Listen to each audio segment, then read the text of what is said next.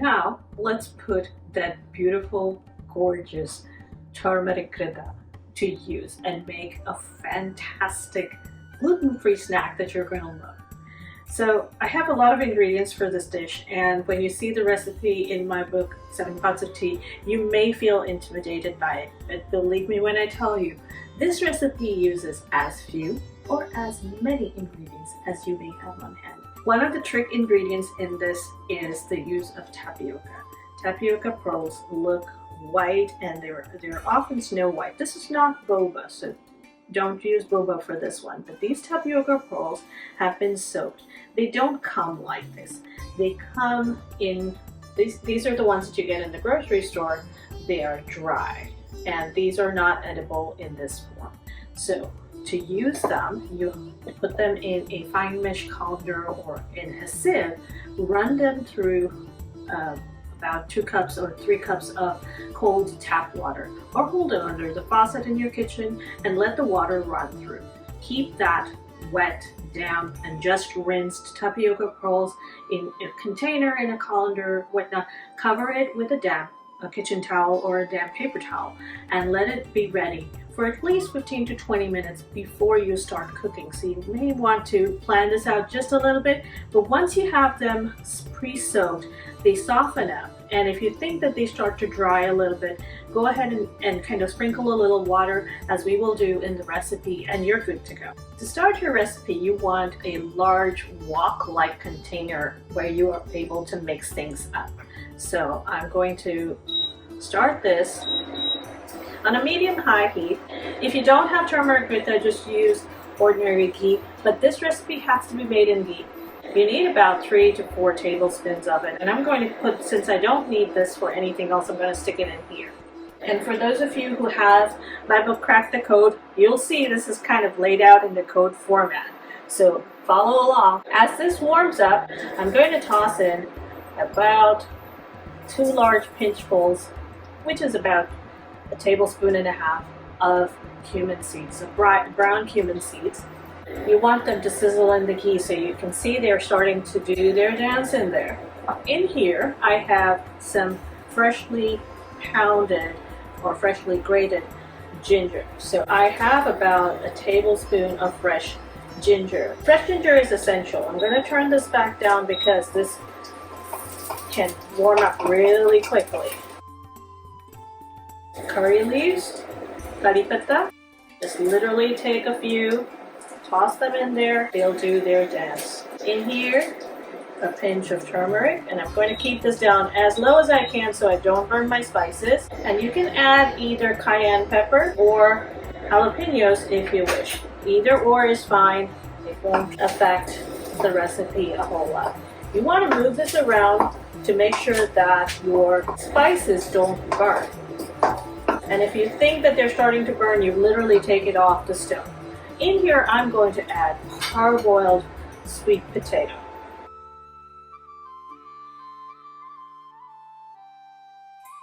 The sweet potato was washed, sliced down, diced down to a manageable size, so it's not too big.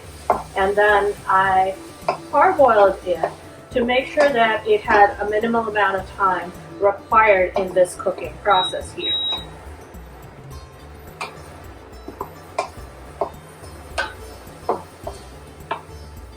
At this point, this is already fragrant thanks to the ginger and the curry leaves in here.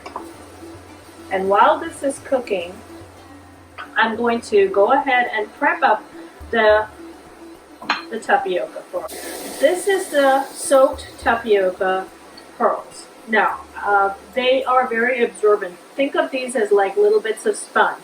And for them to take on any more of the flavors, some of that needs to just directly be added in here. I'm going to stir this again for a minute, just so that nothing is sitting in one spot for too long.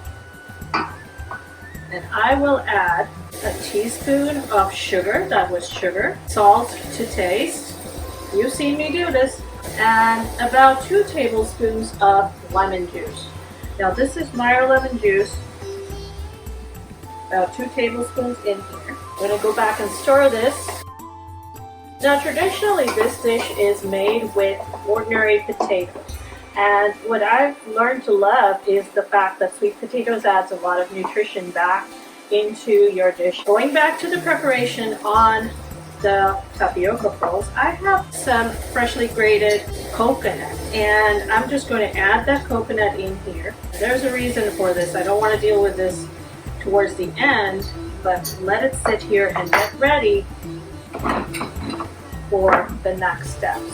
So I'm going to make room in my pan so that I expose some part of the pan that doesn't have any of the spices. And I added about a quarter cup of large peanuts into it. By doing this, I know this part of it with the sweet potatoes, etc., is all cooked, or is reasonably cooked. Having them parboiled actually helps a lot. Now, all you need to do is cook this a little bit. What this also does is helps catch all of the ghee and the spices that may be stuck on the sides of your pan. So it's kind of doing a little trick here. And now I'm mixing it all in.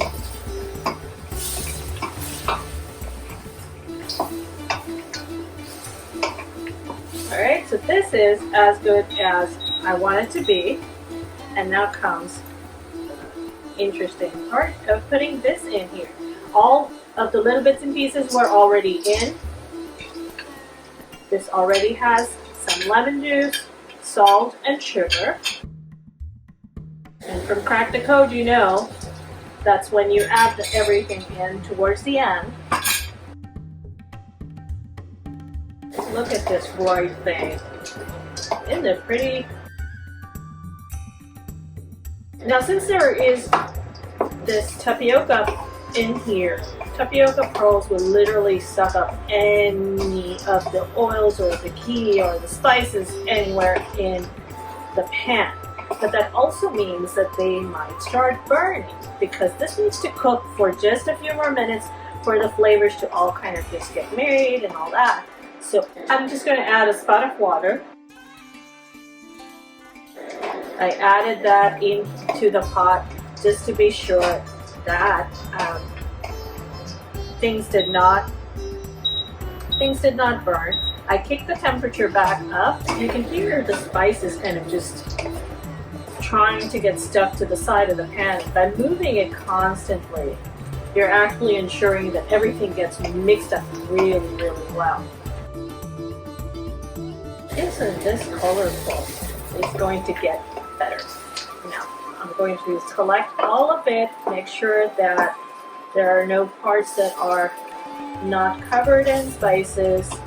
There are no errant bits, and I will cover it and steam it for a little less than a minute. I'm going to actually turn the heat up for just under a minute, and you can see this is going to fog up. We're going to add some cilantro, freshly done cilantro, and some pomegranate. Thanks to Melissa for providing the pomegranate that goes in here. You add it while you're serving.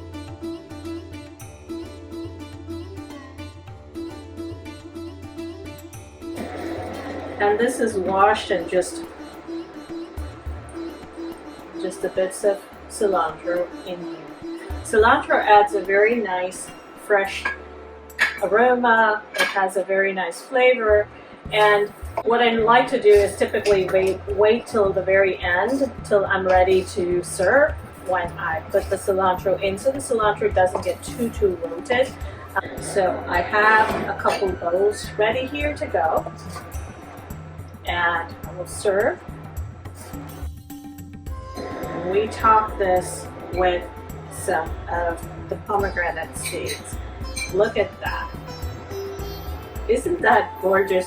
You would want to eat the whole bowl up, and trust me, this makes a really nice, light, gluten-free meal that is filled with the goodness of all kinds of things. You have sweet potato, you have peanuts, you have pomegranate in here, you have tapioca. It's all really, really tasty. And of course, don't forget the main ingredient that does the trick on this one, the turmeric gritha. So now that you know the recipe how to make this and turmeric gritha, I bet you're going to make this more often than you think. Enjoy!